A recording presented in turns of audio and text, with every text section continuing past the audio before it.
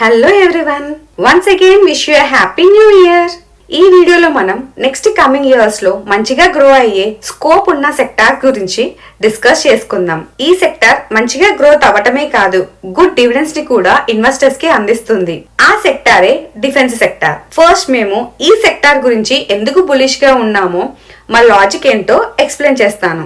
Defence sector మన national security యొక్క back bone. ఈ సెక్టార్ మన నేషనల్ సెక్యూరిటీని సేఫ్ గార్డింగ్ చేస్తూ ఈ రీజనల్ జియో పాలిటిక్స్ ని ఇన్ఫ్లుయెన్స్ చేయగలిగే పొజిషన్ లో ఉన్నది. అలాగే వేరే కంట్రీస్ తో స్ట్రాటజిక్ అలియన్సెస్ ని కూడా ఫామ్ చేస్తుంది. కమింగ్ టు డిఫెన్స్ స్పెండింగ్స్ విషయంలో మన India 2023 Stockholm international peace research institute data ప్రకారం వరల్డ్ లోనే 4th ప్లేస్ లో ఉంది.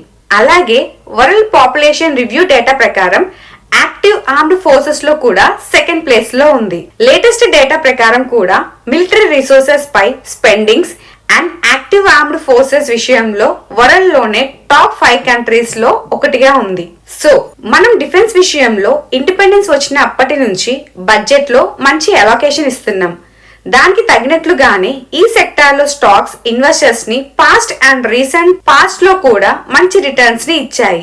సో ఇప్పుడు మేము మళ్ళీ ఎందుకు ఈ సెక్టార్ పైన బులిష్ గా ఉన్నాం? మన ఇండియా ల్యాండ్స్కేప్ సెక్యూరిటీ పరంగా కొంచెం కాంప్లెక్స్ గా ఉన్నాయి. అంటే మనకి 3 వైపుల సముద్రం ఉంది, అదర్ సైడ్ ఎక్కువగా హిల్లీ రీజియన్స్ ఉన్నాయి. మన నార్త్ ఈస్ట్ స్టేట్స్ కి వేరే స్టేట్స్ కి మధ్య ఒక కంట్రీనే ఉంది. ఇంకా మన 2 యూనియన్ టెరిటరీస్ ఓషన్ లో ఉన్నాయి.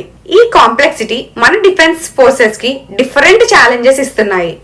ఆ ఛాలెంజెస్ మనకు ఆల్రెడీ ప్రాబ్లమ్ లో ఉన్న నెబరింగ్ కంట్రీస్ నుంచి అయినా కావచ్చు, ఆర్ కొత్త సైబర్ వార్ వల్ల అయినా కావచ్చు. ఇలాంటి ఛాలెంజెస్ ని టాకిల్ చేయాలి అంటే మన డిఫెన్స్ సిస్టమ్స్ కూడా ఎప్పటికప్పుడు న్యూ ఇన్నోవేషన్ తో, కొత్త స్ట్రాటజిక్ ప్లాన్ తో మరియు టెక్నాలజికల్ అప్గ్రేడ్స్ తో ఎవాల్వ్ అవ్వాలి. మన డిఫెన్స్ సిస్టమ్ ని ఇలా స్ట్రెంథెన్ చేసుకుంటేనే ఆల్రెడీ ఉన్న ఆర్ ఫ్యూచర్ లో రాబోయే థ్రెట్స్ ని ఎఫెక్టివ్ గా తిప్పి కొట్టగలం. మనకి ఇండిపెండెన్స్ వచ్చిన కొత్తలో మిలిటరీ అవసరాలకి ఎక్కువగా వేరే కంట్రీస్ పైన డిపెండ్ అయ్యే వాళ్ళం. అప్పుడు ఇంపోర్ట్స్ ఎక్కువగా ఉండేవి. గ్రాడ్యువల్ గా మన గవర్నమెంట్ డిఫెన్స్ కంపెనీస్ ని స్టార్ట్ చేసి డొమెస్టిక్ గా మ్యానుఫ్యాక్చర్ ని స్టార్ట్ చేసేవి. ఇప్పుడు మన కంపెనీస్ సొంతంగా research and development wing new technology ద్వారా వేరియస్ డిఫెన్స్ ప్రొడక్ట్స్ ని ప్రొడ్యూస్ చేస్తున్నాయి. ఇలా చెయ్యాలి అంటే మన బడ్జెట్ అలొకేషన్స్ కూడా కన్సిస్టెంట్ గా ఉండాలి. ఈ అలొకేషన్స్ మన జీడిపిలో 1.9% నుంచి 2.8% వరకు ఉంటూ ఉండేది. ఫినాన్షియల్ ఇయర్ 2024-25 లో 6.22 lakh crore ని ఈ డిఫెన్స్ సెక్టార్ కి అలాట్ చేశారు, which is a very substantial allocation. వీటిలో క్యాపిటల్ స్పెండింగ్ కోసం 1.72 lakh crore కేటాయించారు. అండ్ మినిస్ట్రీ ఆఫ్ డిఫెన్స్ ఈ స్పెండింగ్స్ ని కన్సిస్టెంట్ గా ఇంక్రీజ్ చేస్తామని చెబుతున్నది. ఆ మినిస్ట్రీ రిపోర్ట్స్ ప్రకారం 2029 నాటికి ఈ అలొకేషన్స్ ని 20% CAGR తో గ్రో చేస్తూ, అంటే కెపెక్స్ ని 3 lakh crore వరకు ఇంక్రీజ్ చేసి మన కంట్రీని సెల్ఫ్ రిలయంట్ పవర్ హౌస్ గా మార్చాలి అన్నది గవర్నమెంట్ గోల్. సో మేము ఈ సెక్టార్ పైన బులిష్ గా ఉండటానికి ఈ బడ్జెట్ అలొకేషన్స్ లో ఇంక్రిమెంట్ ఫస్ట్ రీజన్. ఇప్పుడు మీకు ఒక డౌట్ రావచ్చు, యాజ్ పర్ ఈ అలొకేషన్స్ ని అనౌన్స్ చేయకపోతే there will be a chance for this. But గత ఫ్యూ ఇయర్స్ గా వరల్డ్ వైడ్ గా జరుగుతున్న Russia and Ukraine war, Israel and Iran మధ్య వార్, సిరియాలో ఉన్న ప్రాబ్లం అండ్ మన నేబర్ కంట్రీస్ అయిన బంగ్లాదేశ్ అండ్ బర్మాలో internal political tensions, last year Maldives లాంటి చిన్న కంట్రీ కూడా మన కంట్రీకి ఎగనెక్స్ట్ గా కొన్ని డెసిషన్స్ తీసుకోవటం, శ్రీలంక కూడా కొన్ని డెసిషన్స్ ని చైనాకి ఫేవర్ గా ILR తీసుకోవటం, అండ్ మన కంట్రీకి ఎప్పటి నుంచో ప్రాబ్లం గా ఉన్న పాకిస్తాన్ అండ్ చైనాతో బార్డర్ విషయంలో ఉన్న ప్రాబ్లమ్స్ ని చూస్తే మన కంట్రీయే కాదు, ఏ కంట్రీ అయినా వాళ్ళ డిఫెన్స్ ని స్ట్రాంగ్ గా ఉండేలా చేసుకుంటారు కానీ వీక్ గా చేసుకోరు. సో బడ్జెట్ అలొకేషన్స్ లో ఇంప్రూవ్మెంట్స్ ఉంటాయి కానీ డిక్రిమెంట్స్ ఉండవు అని మా ఫీలింగ్. సో ఈ on going wars and neighbour countries తో మనకి ఉన్న ఇష్యూస్ అండ్ వాళ్ళ కంట్రీస్ లో జరుగుతున్న పొలిటికల్ టెన్షన్స్ మన కంట్రీకి థ్రెట్స్ కాబట్టి వాటిని ట్యాకిల్ చేయడానికి మన డిఫెన్స్ ని స్ట్రాంగ్ గా చేసుకోవాలి. ఇదే ఈ సెక్టార్ పైన మా పాజిటివ్ కన్విక్షన్ కి రెండో రీజన్.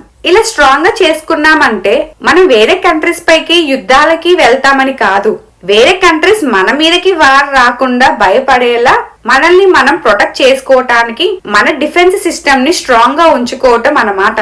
మన missile man former president of India respected doctor APJ Abdul Kalam గారు కూడా ఇదే విషయాన్ని గవర్నమెంట్ కి అడ్వైస్ చేసేవారు. మన డిఫెన్స్ సెక్టార్ ని స్ట్రాంగ్ గా చేసుకోవాలి అంటే రీసెర్చ్ అండ్ మ్యానుఫ్యాక్చరింగ్ లో, ఆర్మ్స్ అండ్ అమ్యునిషన్ లో, మిజైల్ సిస్టమ్ లో, electronics and naval technologies and engineering లో ఇప్పటికే వెల్ ఎస్టాబ్లిష్డ్ అండ్ గెయిన్స్ అయిన public sectors companies such as Hindustan Aeronautics Limited (HAL), Bharat Electronics Limited (BEL), Cochin Shipyard Limited (CSL), Mazagon Dock Shipbuilders Limited (MDL), BrahMos Aerospace Private Limited, Bharat Dynamics Limited (BDL), and Ordnance Factory Board (OFB) ki private sector companies, both domestic and multinational companies like Tata Group, L&T, Mahindra Defence System, Kalyani Group లాంటి already defence theme లో work చేస్తున్న companies లా support ఉంటే మన country defence system చాలా advance లో ఉంటుంది.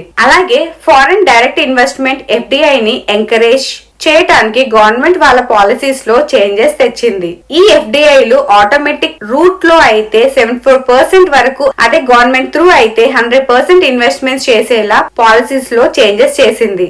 ఆత్మ nirbhar Bharat initiative లో భాగంగా స్టార్టప్స్ ని ఎంకరేజ్ చేయటం, వేరియస్ ప్రైవేట్ సెక్టార్ కంపెనీస్ కి FDI ఇన్వెస్ట్మెంట్స్ కి ఎంకరేజ్మెంట్ గా పాలసీస్ లో చేంజెస్ తెచ్చి నియర్ ఫ్యూచర్ లో మన country defence innovation and production hub గా మార్చాలి అని ప్లాన్ చేస్తుంది. సో ఈ పాలసీస్ లలో changes, public private collaboration and FDI investments వంటివి ఈ సెక్టార్ కి మంచిదే. కాబట్టి మేము ఈ డిఫెన్స్ కంపెనీస్ పైన పాజిటివ్ గా ఉండటానికి మా థర్డ్ రీజన్. ఇలా పాలసీస్ లో changes and various government initiatives వలన మనం డిఫెన్స్ ఎక్విప్మెంట్ ని ఇంపోర్ట్ చేసుకునే పొజిషన్ నుంచి మనమే సొంతంగా డిఫెన్స్ ప్రొడక్ట్స్ మ్యానుఫ్యాక్చరింగ్ చేసుకునే పొజిషన్ కి వచ్చాం. అట్ ది సేమ్ టైం మన products like aircraft, naval systems, hardware and టెక్నాలజీని ఎమర్జింగ్ మార్కెట్స్ కి ఎక్స్పోర్ట్ కూడా చేస్తున్నాం. మన ప్రొడక్ట్స్ కాస్ట్ ఎఫెక్టివ్ అవటం వలన, స్కిల్డ్ వర్క్ ఫోర్స్ అండ్ మనకు ఉన్న టెక్నాలజికల్ ఎక్స్పర్టైజ్ వలన ఫ్యూచర్ లో ఈ ఎక్స్పోర్ట్ ఇంకా పెరిగితే అవి ఈ సెక్టార్ లోని కంపెనీస్ కి మంచి ప్రాఫిట్స్ ఇస్తుంది. కాబట్టి ఈ సెక్టార్ లో కంపెనీస్ పైన మేము బుల్లిష్ గా ఉన్నాం. వీటి అన్నిటికీ సపోర్ట్ చేసేలా రీసెంట్ గా రాజ్నాథ్ సింగ్ గారు కూడా డిఫెన్స్ లో రిఫార్మ్స్ తెస్తున్నామని ట్విట్టర్ ద్వారా అనౌన్స్ చేశారు. సో ఈ రిఫార్మ్స్ కూడా డిఫెన్స్ సెక్టార్ మంచిగా గ్రో అవటానికి హెల్ప్ అవుతుందని మేము నమ్ముతున్నాము. నౌ ఈ సెక్టార్ లో ఉన్న కంపెనీస్ ఏమిటి? ఈ స్క్రీనర్ వెబ్సైట్ లో చూపించినట్టుగా డిఫెన్స్ సెక్టార్ లో ఈ స్టాక్స్ అన్ని మన ఎక్స్చేంజెస్ లో లిస్ట్ అయి ఉన్నాయి. ఇప్పుడు కనిపిస్తున్న అన్ని స్టాక్స్ లో మనం ఇన్వెస్ట్ చేయలేం, అలా ఇన్వెస్ట్ చేయకూడదు కూడా. We should not keep all eggs in one basket. So ఇన్ని స్టాక్స్ లో మనం ఎలాంటి స్టాక్స్ ని పిక్ చేసుకోవాలి? ఈ స్టాక్స్ ని financial parameters like revenues growth, profitability, డెప్ట్ లెవెల్స్ అండ్ రిటర్న్స్ జనరేట్ చేసే క్యాపబిలిటీని బట్టి సెలెక్ట్ చేసుకోవచ్చు. అలాగే R&D మీద చేసే స్పెండింగ్స్ బేస్ చేసుకొని, అలాగే ఆ కంపెనీస్ టెక్నాలజీస్ లో తెచ్చే ఇన్నోవేషన్స్ బేస్ చేసుకొని కూడా మనం స్టాక్స్ ని సెలెక్ట్ చేసుకోవచ్చు. ఫైనలీ గవర్నమెంట్ నుంచి వచ్చే orders, contracts and budget allocations పైన స్టాక్ ప్రైస్ గ్రోత్ డిపెండ్ అవుతుంది. సో ఈ పారామీటర్స్ ని బేస్ చేసుకొని కూడా స్టాక్స్ ని మనం సెలెక్ట్ చేసుకోవచ్చు.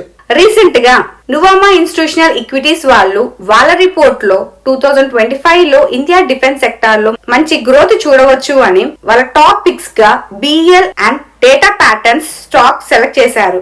ఈ రెండు కంపెనీలను యాన్యువల్ రిటర్న్స్ బేస్ చేసుకొని నువామా వాళ్ళు సెలెక్ట్ చేసుకున్నారు. అలాగే యాంటిక్ స్టాక్ బ్రోకింగ్ వాళ్ళు కూడా ఇండియన్ డిఫెన్స్ సెక్టార్ ఇంకా ఎక్స్పెన్సివ్ వాల్యుయేషన్ లోకి వెళ్ళలేదు అని రీసెంట్ గా వచ్చిన కరెక్షన్ ని వాళ్ళు ఒక ఆపర్చునిటీగా చూస్తూ వాళ్ళ టాప్ పిక్స్ గా Hindustan aeronautics, Bharat electronics, Bharat dynamics, Mazagon dock and PTC industries ని సెలెక్ట్ చేశారు. సో ఈ కంపెనీస్ లో మేము స్టడీ చేస్తున్న స్టాక్స్ గురించి చెప్తాను. వాటిలో first company Hindustan aeronautical limited. ఇది one of the largest defence sector company in India. ఈ company aircraft, helicopters, aero engines, avionics, accessories and aerospace structures ని designing, developing, manufacturing, repairing, overhauling, upgrading and servicing లాంటివి చేస్తుంది. Market price 2,81,287 crores, current price 4,206, high 5,675, లో 2,818, stock P/E 33.2, book value 465, dividend yield 0.83%, ROCE 38.9%, ROE 28.9%, face value ₹5. ఇది almost డెప్ట్ free company. ఈ company as on September 2024 results చూస్తే last 5 years లో 26.5% CAGR తో profit లో growth చూపించింది. లాస్ట్ 3 years లో return on equity 28.4% గా ఉంది. Consolidated operating profit, net profits increase అవుతూ వస్తున్నాయి. డివిడెండ్ పేఅవుట్ కూడా 29.6% గా ఉంది. ఇన్వెస్టర్ హోల్డింగ్ లో ప్రమోటర్స్, FII, DII హోల్డింగ్స్ కూడా మంచిగా ఉంది. Next stock Bharat electronics limited BEL. ఈ కంపెనీని 1954 లో ఇన్కార్పొరేట్ చేశారు. ఇది కూడా నవరత్న స్టేటస్ ఉన్న PSU under the ministry of defence, government of India. వీళ్ళు army, navy and air force వాళ్ళకి ఎలక్ట్రానిక్స్ ప్రొడక్ట్స్ మరియు సిస్టమ్ ని మ్యానుఫ్యాక్చర్ చేస్తారు.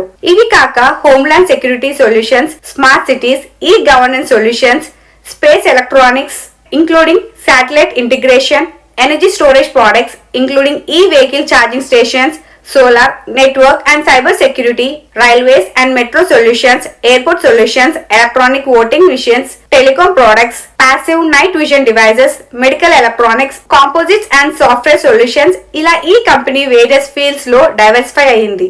Market capital 2,13,409 crore, current price 292, high 340, లో 172, stock P/E 47, book value 24.2 rupees, dividend yield 0.75%, ROCE 34.6%, ROE 26.3%, face value ₹1. ఇది కూడా almost డెబ్ట్ free company. As on September 2024 results చూస్తే వీళ్ళ operating profits, next profits continuous గా increase అవుతూ వస్తుంది. షేర్ హోల్డింగ్ ప్యాటర్న్ డీటెయిల్స్ లో కూడా ప్రమోటర్, FII, DII మంచిగా పొజిషన్ హోల్డ్ చేస్తున్నారు. వీళ్ళు డివిడెండ్స్ ని కూడా మంచిగా ఇస్తున్నారు. Next company is Mazagon dock ship builders limited MDL. దీనిని 1774 లో ఎస్టాబ్లిష్ చేశారు. 1960 నుంచి warships, submarines, cargo, passenger ships and offshore platform ని కన్స్ట్రక్ట్ చేస్తున్నారు. Market capital 90,232 crore, current price 2,237 rupees, high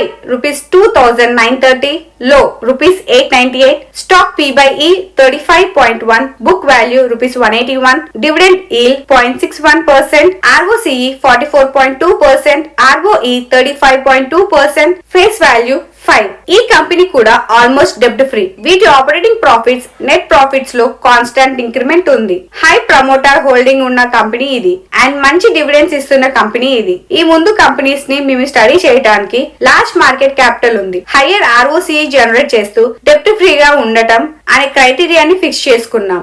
ఈ క్యాపెక్స్ రిక్వైర్మెంట్ ఉన్న సెక్టార్స్ లో ROE కంటే ROCE తో స్టాక్స్ ని పిక్ చేసుకుంటేనే మనకి మంచి కంపెనీస్ దొరుకుతాయి. ROCE అంటే రిటర్న్ ఆన్ క్యాపిటల్ ఎంప్లాయిడ్. అంటే కంపెనీ తన దగ్గర ఉన్న క్యాపిటల్ తో ఎంత ఎక్కువ ప్రాఫిట్స్ ని జనరేట్ చేసేది అనేది ఇండికేట్ చేస్తుంది.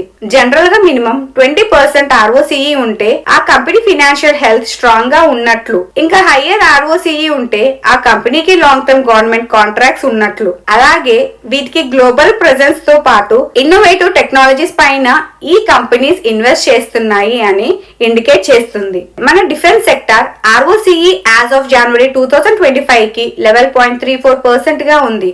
సో మేము స్టడీ చేస్తున్న ఈ కంపెనీస్ ROCE ఈ సెక్టార్ ROCE కన్నా చాలా ఎక్కువగా ఉంది. ఎయిర్ ఫోర్స్ కి చెందిన ఆర్డర్స్ అయితే, HAL కి, నావీకి సంబంధించిన ఆర్డర్స్ అయితే, మాజగాన్ డాక్స్ కి, ఆర్మీ, నావీ, ఎయిర్ ఫోర్స్ లతో పాటు ఇంకా ఏదైనా సెక్టార్స్ కి సంబంధించిన ఆర్డర్స్ అయితే BEL కంపెనీస్ కి లార్జ్ క్యాపిటల్ స్టాక్స్ అవ్వటం వలన గవర్నమెంట్ కాంట్రాక్ట్స్ ఎక్కువగా రావడానికి పాసిబిలిటీ అండ్ వచ్చిన ఆర్డర్స్ ని సక్సెస్ఫుల్ గా ఎగ్జిక్యూట్ చేసే ఛాన్స్ ఉంది. అలాగే మన గవర్నమెంట్ డిఫెన్స్ ఎక్స్పోర్ట్స్ ని ఫైనాన్షియల్ ఇయర్ 2024 లో ఉన్న 20,000 crores నుంచి ఫైనాన్షియల్ ఇయర్ 2028-29 నాటికి 50,000 crore కి తీసుకువెళ్ళాలి అని టార్గెట్ తో ఉంది. ఇలా ఎక్స్పోర్ట్స్ క్యాపబిలిటీ పెరగాలి అంటే రీసెర్చ్ అండ్ డెవలప్మెంట్స్ మీద ఎక్కువగా స్పెండింగ్ చేయాలి. Foundation for advancing science and technology fast India report ప్రకారం మన ఇండియాలో R&D పైన ఎక్కువగా స్పెండింగ్ చేసే కంపెనీస్ లో ఫస్ట్ HAL, తర్వాత BEL ఉన్నాయి. అండ్ ఈ ముందు స్టాక్స్ కూడా వాటి 52 వీక్ హై నుంచి బాగా కరెక్ట్ అయ్యాయి. అండ్ ఈ మూడు కూడా మంచి డివిడెండ్స్ ని పాస్ట్ లో ఇన్వెస్టర్స్ కి పే చేశాయి. సో మేము ఈ సెక్టర్ పైన బులిష్ గా ఉండటానికి అండ్ డిస్కస్ చేసుకున్న 3 స్టాక్స్ ని సెలెక్ట్ చేసుకోవడానికి మాకు ఉన్న రీజన్స్ అండ్ లాజిక్స్ ఏంటో మీకు అర్థం అయ్యాయి అని అనుకుంటున్నాము. Now coming to the major part, అదే రిస్క్ పార్ట్. ఒక కంపెనీలో ఇన్వెస్ట్ చేసే ముందు వాటికి ఉన్న గ్రోత్ ఆపర్చునిటీస్ తో పాటు రిస్క్ ని కూడా అర్థం చేసుకుంటేనే మనం మన ఇన్వెస్ట్మెంట్ డెసిషన్స్ ని ఈచ్ ఇండివిజువల్ ఇన్వెస్టర్ వాళ్ళ రిస్క్ తీసుకునే కెపాసిటీని బట్టి కరెక్ట్ గా తీసుకుంటాం. అందుకే రిస్క్ అనాలిసిస్ కూడా వెరీ ఇంపార్టెంట్ బిఫోర్ ఇన్వెస్ట్మెంట్. ఈ సెక్టార్ లో ఇన్వెస్ట్ చేస్తే ఉండే రిస్క్ ఏంటి? మేజర్ రిస్క్, బడ్జెట్ లో ఎక్స్పెక్ట్ చేసిన అలోకేషన్ కన్నా తక్కువగా అలోకేట్ చేస్తే అప్పుడు ఈ స్టాక్ ప్రైస్ లో వొలటాలిటీ చూడవచ్చు. అలాగే జియో పొలిటికల్ అన్సర్టనిటీ, అంటే ప్రెసెంట్ ఉన్న జియో పొలిటికల్ టెన్షన్స్ కొంచెం తగ్గితే డిఫెన్స్ బడ్జెట్ పైన ఇంపాక్ట్ ఉంటుంది. Few days back India and China countries Galwan వ్యాలీలోని line of actual control LAC దగ్గర టెంపరరీ పీస్ ని రీస్టోర్ చేయడానికి డిసైడ్ అయ్యాయి. ఈ అగ్రిమెంట్ లో భాగంగా 2 దేశాల ట్రూప్స్ ఆ బార్డర్ వదిలి 2020లో ఏ ప్లేస్ లో అయితే ఉన్నారో ఆ ప్లేస్ కి వెళ్లారు. ఇది అక్టోబర్ లో జరిగిన బ్రిక్స్ సమిట్ లో మన PM Narendra Modi and China president Xi Jinping మధ్య జరిగిన మీటింగ్ యొక్క డిప్లొమాటిక్ అవుట్కమ్. సో ఫ్యూచర్ లో ఒకవేళ ఇలాగే అన్ని కంట్రీస్ తో ఉన్న టెన్షన్స్ ని డిప్లొమాటిక్ డిస్కషన్ ద్వారా సెటిల్ చేసుకుంటే అప్పుడు ఈ సెక్టార్ పైన స్పెండింగ్స్ తగ్గించవచ్చు. ఇది highly impossible scenario, but we don't know tomorrow what will happen. అప్పుడు కూడా ఈ స్టాక్స్ లో సెల్లింగ్ ప్రెషర్ చూడవచ్చు. ఈ సెక్టార్స్ లో ఉన్న కంపెనీస్ స్ట్రిక్ట్ రెగ్యులేషన్స్ ని ఫాలో అవ్వాలి. వీటి వలన ఆ కంపెనీస్ ఆపరేషన్స్ పైన ఎఫెక్ట్ ఉండవచ్చు. అలాగే ఈ కంపెనీస్ R&D పైన చేసే ఇన్వెస్ట్మెంట్స్ అన్నిసార్లు సక్సెస్ కాకపోవచ్చు. ఆ ఫెయిల్యూర్స్ మొత్తం కంపెనీకి లాసే కదా. సో ఇలాంటి కేసు కూడా ఒక రిస్క్ ఫ్యాక్టరే ఈ స్టాక్స్ కి. కొంతమంది investor ethical and moral consideration లో భాగంగా ఈ సెక్టార్ లో ఇన్వెస్ట్ చేయక పెద్దగా ఇంట్రెస్ట్ చూపించరు. అది కూడా ఈ సెక్టార్ కి ఒక డ్రాబ్యాక్. అలాగే మేజర్ ఆర్డర్స్ అన్ని వచ్చేది గవర్నమెంట్ నుంచి కాబట్టి ఈ సెక్టార్ లోని కంపెనీ క్యాష్ ఫ్లో సరిగా ఉండవు. ఆర్డర్స్ ఎగ్జిక్యూట్ కావటం తర్వాత వాటికి రావాల్సిన బిల్స్ కొంచెం లేట్ రావటం వలన కొన్నిసార్లు మనం నెగిటివ్ క్యాష్ ఫ్లో ని కూడా వాళ్ళ రిపోర్ట్స్ లో చూస్తాం. ఈ నెగిటివ్ క్యాష్ ఫ్లో ఎక్కువ అయిన కొద్దీ ఈ స్టాక్ ప్రైస్ లో బాగా వాలటాలిటీని చూడవచ్చు. ఇప్పుడు మీకు ఈ డిఫెన్స్ సెక్టార్ లోని ఆపర్చునిటీస్ అండ్ రిస్క్ గురించి తెలిసాయి. ఇప్పుడు ఇన్వెస్ట్మెంట్ ని ఎలా ప్లాన్ చేయాలి? గత కొద్ది రోజులుగా ఈ సెక్టార్ పైన బజ్ నడుస్తుంది. సో కొన్ని స్టాక్స్ లో ర్యాలీ కూడా స్టార్ట్ అవ్వవచ్చు. Fear of missing out, FOMO లోకి వెళ్లి మొత్తం మనీ ఒకేసారి ఇన్వెస్ట్ చేయకండి. ఒకవేళ మా దగ్గర కొంత మనీ ఉంటే మా ఇన్వెస్ట్మెంట్ ని మా రిస్క్ తీసుకునే కెపాసిటీని బట్టి ప్లాన్ చేస్తాం. ఒకవేళ మేము ఎక్కువ రిస్క్ తీసుకోవాలి అని అనుకుంటే ఒక 60% ని మాకు బాగా కన్విక్షన్ ఉన్న స్టాక్ లో బాగా స్టడీ చేసి ఇన్వెస్ట్ చేస్తాం. రిమైనింగ్ మనీలో ఒక 20% ని బడ్జెట్ లో అలోకేషన్ యాజ్ ఎక్స్పెక్టెడ్ గా వస్తే స్టాక్ ప్రైస్ లో ర్యాలీ అయినా రావచ్చు. ఆర్ ఇది యాంటిసిపేట్ చేసిన పెద్ద ఇన్వెస్టర్స్ ప్రాఫిట్ బుకింగ్ తో స్టాక్ ప్రైస్ లో ఫాల్ అయినా రావచ్చు. సో ర్యాలీ స్టార్ట్ అయినప్పుడు అయినా ఆర్ ఫాల్ అప్పుడు అయినా ఇన్వెస్ట్ చేయటం మంచి డెసిషన్ అవుతుంది. ఇన్ కేస్ మేము అంతగా రిస్క్ తీసుకునే పర్సన్ కాకపోతే ముందు ఒక 40% ని ఇన్వెస్ట్ చేసి రిమైనింగ్ 60% ని స్టాక్ ప్రైస్ లో మూమెంట్ ని బేస్ చేసుకొని యావరేజ్ అప్ చేసుకోవటం కరెక్ట్ అని మా ఫీలింగ్. అలాగే మేము అసలు రిస్క్ తీసుకునే పర్సన్ అవ్వకపోతే మా ఇన్వెస్ట్మెంట్ ని 5 పార్ట్స్ డివైడ్ చేసుకొని ముందు ఒక 20% ఇన్వెస్ట్ చేసి రిమైనింగ్ పార్ట్ ఆఫ్ మనీని సిచ్యువేషన్ తగినట్టు average up or average down చేసుకున్నట్టు వెళ్తాము. గుర్తుంచుకోండి, ఆల్రెడీ సోషల్ మీడియాలో ఈ సెక్టార్ పైన మంచి బజ్ ఉంది. ఒకసారి మీ ఇన్వెస్ట్మెంట్ మనీని లంప్ సమ్ గా ఇన్వెస్ట్ చేయకుండా SIP సిప్ మోడ్ లో యావరేజ్ అప్ చేయటం అనేది ఒక ప్రాఫిటబుల్ స్ట్రాటజీ అవుతుంది. ఇలా చేయటం వలన షార్ట్ టర్మ్ వాలటాలిటీని ఫేస్ చేసి లాంగ్ టర్మ్ కి హోల్డ్ చేసి మంచి రిటర్న్స్ మీరు చూడవచ్చు. అలాగే ఈ సెక్టార్ లోని ఎక్కువ స్టాక్స్ లో కూడా ఇన్వెస్ట్ చేయవద్దు. మీరు బాగా స్టడీ చేసి మీకు కన్విక్షన్ ఉన్న ఏవైనా 2 స్టాక్స్ ఇన్వెస్ట్ చేయడం మంచిది అని మా ఫీలింగ్. అండ్ మేము ఈ వీడియోలో డిస్కస్ చేసిన స్టాక్సే కాకుండా భారత్ డైనమిక్స్, సికా లాంటి కంపెనీస్ కూడా R&D పైన మంచి స్పెండింగ్స్ చేస్తున్నాయి. ఇంకా డేటా ప్యాటర్న్స్, పారస్ డిఫెన్స్ లాంటి కంపెనీస్ కూడా ఉన్నాయి. సో ఇలాంటి మంచి గ్రోత్ ఆపర్చునిటీస్ ఉన్న కంపెనీస్ ని మీరు ఏమైనా స్టడీ చేస్తుంటే కామెంట్ సెక్షన్ లో మెన్షన్ చేయండి. అలాగే మా అనాలిసిస్ కి యూజ్ చేసిన వెబ్సైట్స్ రిపోర్ట్స్ ని డిస్క్రిప్షన్ లో ఉంచుతాము. ఇఫ్ ఇంట్రెస్టెడ్, మీరు స్టడీ చేసి మీకు ఇంట్రెస్టెడ్ గా ఉన్న స్టాక్స్ కామెంట్ సెక్షన్ లో మెన్షన్ చేయండి. బిఫోర్ ఎండింగ్ దిస్ మా నుంచి ఒక డిస్క్లోజర్. ఈ వీడియోలో చూపించిన ఒక స్టాక్ లో మా టీం మెంబర్ కి కొంత పొజిషన్ ఉంది అండ్ ఫ్యూచర్ లో వేరే కంపెనీలో పొజిషన్ తీసుకోవచ్చు. ఈ వీడియోని మీరు బై ఆర్ సెల్ రికమెండేషన్ గా తీసుకోవద్దు. Before investing please do your research or consult your financial advisor. మీకు ఈ అనాలిసిస్ యూస్ఫుల్ అనిపిస్తే ఈ వీడియోని లైక్ చేసి మీ ఫ్రెండ్స్ అండ్ ఫ్యామిలీస్ కి ఈ వీడియోని షేర్ చేయండి. See you in the next video.